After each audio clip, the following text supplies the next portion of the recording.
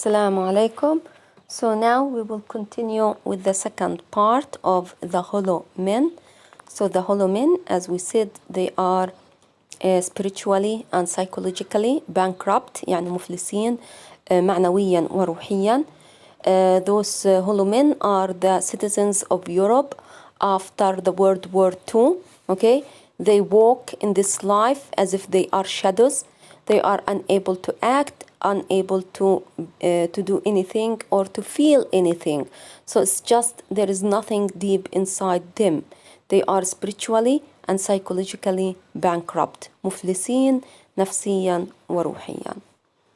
Now we started talking about the first part, okay, in which he described them as if they are stuffed like scarecrows, okay. We talked about their voices. Their voices were dry, and actually their words were meaningless. They were nothing, okay. So this is an indication that they were unable to communicate with the other people around them, okay. Now we will come to the second part. In the second part, there were a lot of words here, but I deleted everything. Okay, so just in part number 2, the speaker talks about his dream that he is walking in the death's kingdom. سيره في عالم مملكة الموت. Okay, so there's no need to go to the details, but from the reading you can understand everything. Okay, but I don't want you to memorize details. The speaker doesn't want to get any closer from the hollow men in death's dream. So in his dream, he says that he doesn't want to come closer to the hollow men.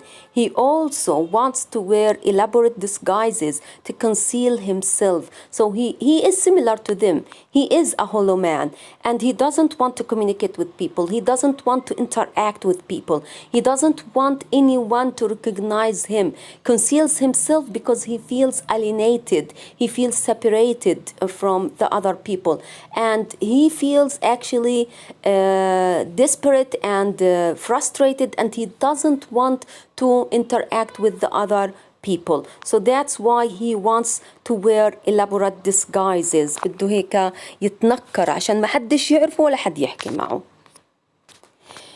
In part number 3, this is the dead country. He talks about the dead country. The speaker says a land filled with cactus. الكاكتس اللي هو الصبار.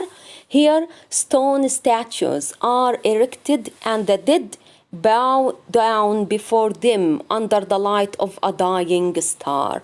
تخيلوا إيش في عالم الموتى نصبين منصوبة تماثيل حجرية، والموتى بيركعوا أمامها بينما النجمة يعني ضوء النجمة قاعد بموت. okay, under the light of a dying star. نجمة عمالها بتموت ويدوب ضوءها ظاهر. طبعا of course this is an indication of the horrible situation that the people were in after the World War I. The speaker wonders why, when the hollow men are walking alone and filled with love, instead of kissing someone, they say prayers to the broken stone statues. Okay, so this is another indication of the alienation that the people feel. They walk, and even if they feel love inside them, they prefer to go and pray in front of a broken stone statues instead of actually kissing the other people or interacting with other people. The people feel that they no longer belong to each other or belong to this culture or to belong to this civilization, because that civilization is what exactly led to the death of their children, to the destruction of their country. In number 4, the eyes aren't here. This is what is written in number 4. These are lines from the poem, okay? The eyes aren't here. There aren't any eyes here. In this place where the stars die, in this empty valley, this broken jawbone, which once belonged to the body of a magnificent kingdom. See?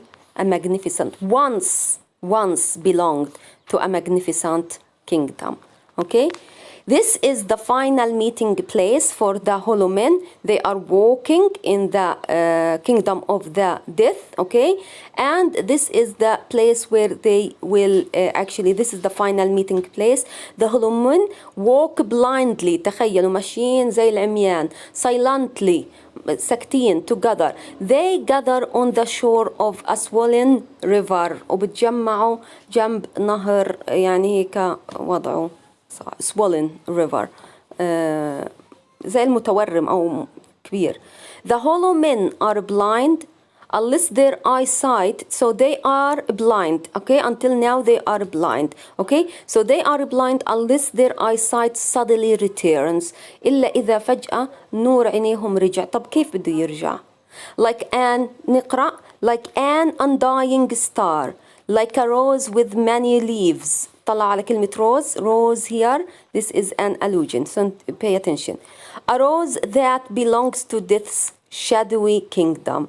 That rose is the only hope for empty people like the hollow men. Okay? So the hollow men are blind, silent, unable to communicate, unable to understand or rationalize what happened for them.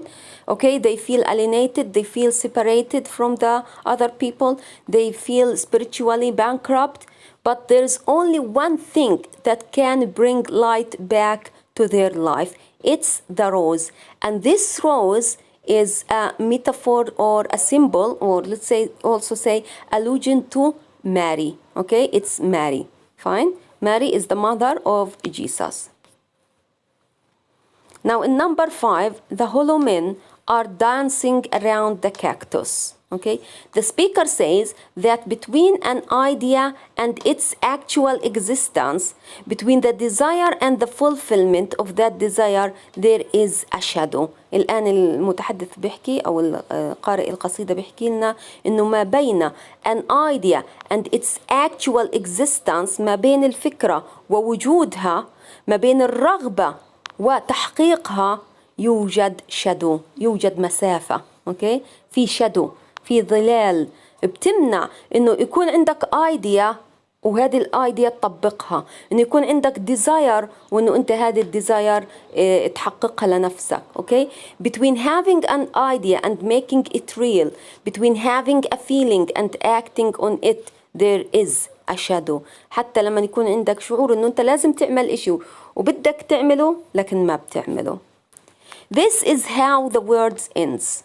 At the end, the speaker says, this is how the word ends. The speaker says 3 times in a row, ورا بعضهم, not with a loud burst, but with a quiet whimper. Okay? إذا مش عن طريق العالم تبعنا حينتهي مش بانفجار عظيم لا، حينتهي بالصمت والهدوء اللي احنا يعني عايشينه بسبب التباعد بيننا. Okay, now let's come to the analysis. I want you to focus now on the analysis because it's important for your exams. The hollow men begins with 2 epigraphs. I think you now understand what we mean by the epigraph. The epigraph is a quotation from a different work or from a different resource that the poet would start his poem with in order to establish the tone of his poem. Now, so the hollow men begins with 2 epigraphs or quotes from or allusions to other texts that Eliot uses to guide his reader into the complicated and strange world of his poem. Now the first quote, if you remember, Mr. Curtis, he did. Mr. Curtis, he did. Okay.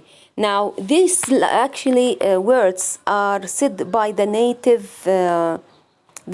of Congo, which was under the colonization of Belgium. Okay, and Kurtz is one of the characters in Joseph Conrad's novel Heart of Darkness. Okay, so this comes from Joseph Conrad's novel Heart of Darkness. The novel is in part the story of Captain Kurtz, okay, an ivory trader in colonial Africa who is held up as an example of European enlightenment, but who loses his mind and goes to live in the bush and sits himself as a god-like figure ruling over a group of natives. So let me just tell you about the colonization period in the 18th century. This is in the 18th century when Europe started to colonize the lands of the other people, considering those people as savages, barbarian, and under the cover of religion, and that we want to convert them to Christianity, and we want to educate them, we want to civilize them. They colonized the lands of other people. Part of those colonized lands is Africa.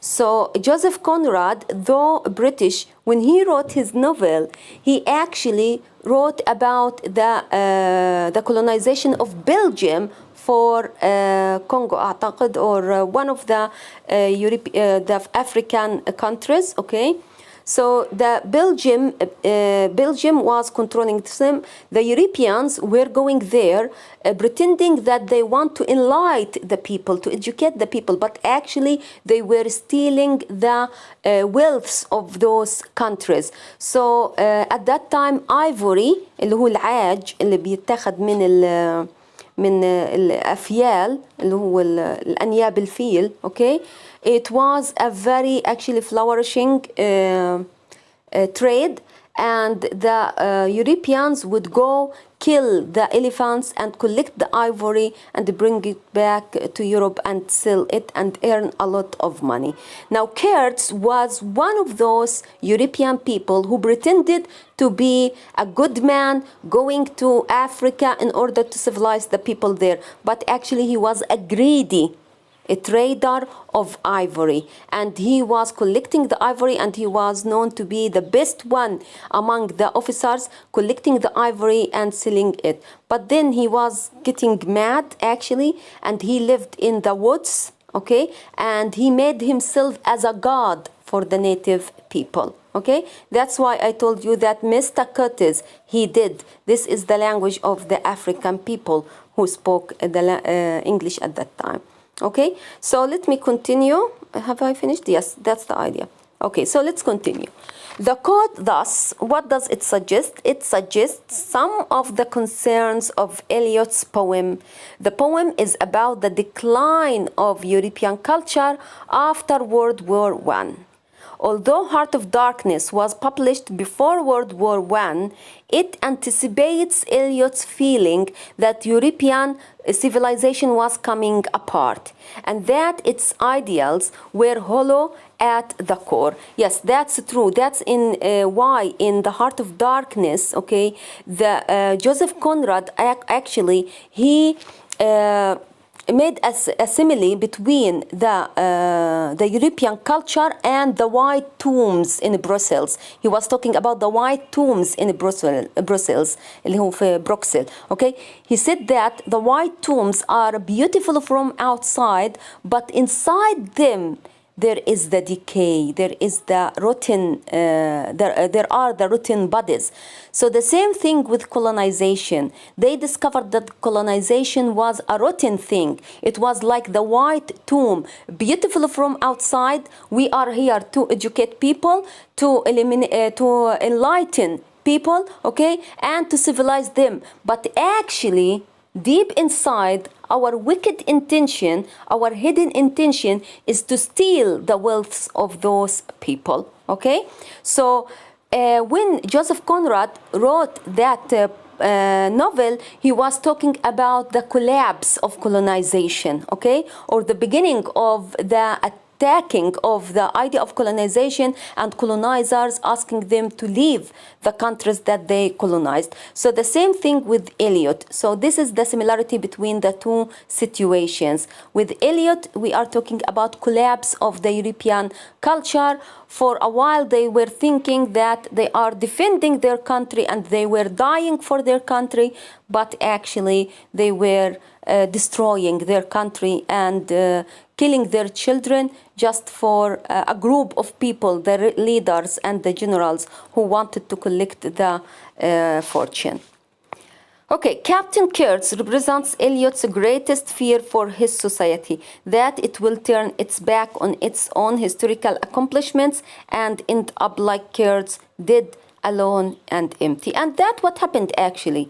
The European culture after World War I became like Kurtz, dead, alone and empty. And that's how the people felt. And here with dead, definitely we mean spiritually, psychologically dead. They were alone, they were empty, they have nothing inside them actually.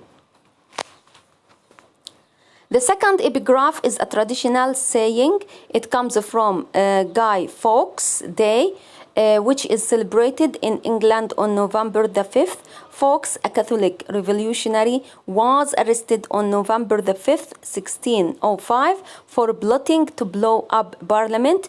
To mark the occasion, children would make effigy, okay, or effigies of Fawkes, يعني دمى, out of straw, sticks and old clothes. They would then be burnt on the night of the 5th. Children would go around asking strangers for a penny, okay, for the old guy. In other words, money to help them buy the supplies to construct their effigy, okay, effigies. Okay, then the second epigraph هو بتكلم عن فوق اللي هو كاثوليكي ثائر وحاول انه يفجر البرلمان وانمسك وتم حرقه، فصار في يعني تخليد لذكراه. كل 5/11 يعملوا الأطفال يجمعوا فلوس من الناس ويروحوا يجيبوا قش وعصي وملابس قديمة ويعملوا الدمى اللي على شكل فوق ويروحوا يحرقوها. طبعا those effigies or dolls are representative of the human beings in Europe, the citizens in Europe after World War I. They were just empty, useless and unable to communicate. The speaker refers to Fawkes several times over the course of the poem. The effigies of him become an image of the hollow men themselves, fake, inhuman, destined for the fire. So these are the hollow men. Fake مزيفين، فيش عندهم حاجة. Okay, inhuman لا إنسانيين. Okay, and destined for the fire ومصيرهم الموت. Okay, I will stop with the themes and record this in the third video. Thank you very much.